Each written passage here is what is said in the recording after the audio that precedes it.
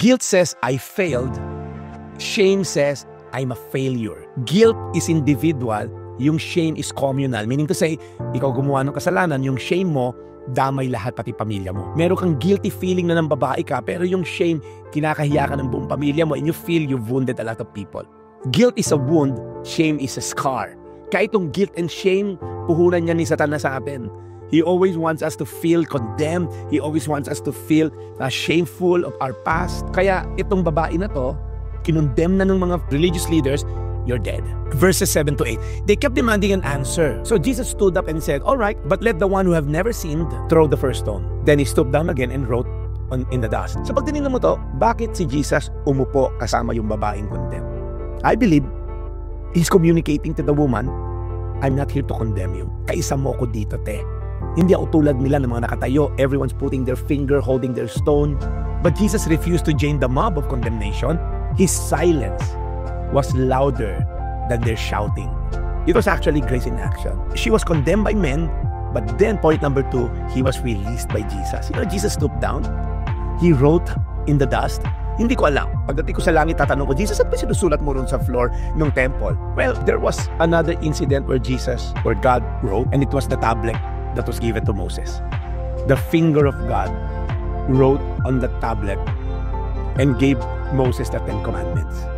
Could it be that the finger of God was writing the 10 Commandments dun sa floor? I don't know. Kanya-kanya naman tayong speculation. But there's some biblical scholars who say, could it be na sinulat ni Jesus yung 10 Commandments and everyone was looking at it? Naglaya ko I used the name of God in vain. Oops. Okay, hindi nga ako ng babae pero nagnakaw ako. Hindi ako ng babae pero I have this feeling of unforgiveness, condemnation sa mga taong mga gito. Oops, sandali. I covet my neighbor's wife. Hindi ako yan. Pero I covet, dami kong covetousness. So, could it be that Jesus was just writing on the floor?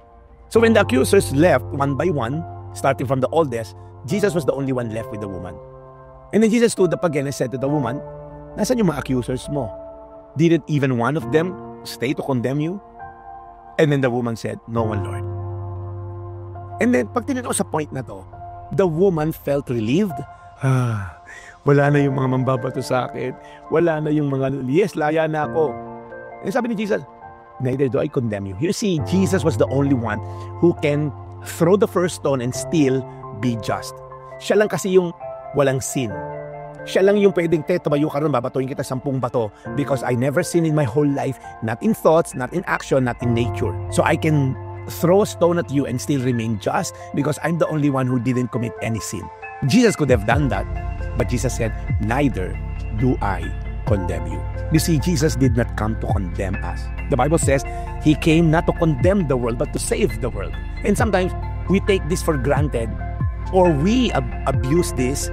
Ay, walang condemnation kay Jesus. Ay, edi, ang saya. Gagawa ako ng kasalanan. No. Look at the next words. Go and sin no more. Oops.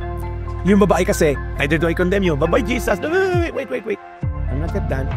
Yes, I will not condemn you, but neither will I condone you. Hindi kita to tolerate, kumbaga. Yes, hindi kita kinokondemn, pero hindi ko sinasabing next time naman, magmotel kayo. Next time naman, lock mo yung pinto at meron kang exit plan sa likuran ng bahay ni Mang Kanor. Hindi ganun. Jesus says, my grace, my love, my unconditional love, my non-condemning grace for you is not a license to keep on sinning. You see, forgiveness is not a denial of sin, but a declaration of freedom. You're free. And Jesus didn't say, don't worry about it, it wasn't a big deal. Hindi naman natuloy yung sex yung dalawa ni Mang Kanor. No. It's sinful as it is. He didn't minimize her sin. In fact, He affirms it by telling her, stop. But He separates her action from her identity. He releases her from the penalty of sin without ignoring the reality of it. Because months after, years after, Jesus has to pay for her sin. You see, grace is not the freedom to sin. It is the freedom from sin. Ulitin ko Grace is not the freedom to keep on sinning. It is the freedom to stop sinning.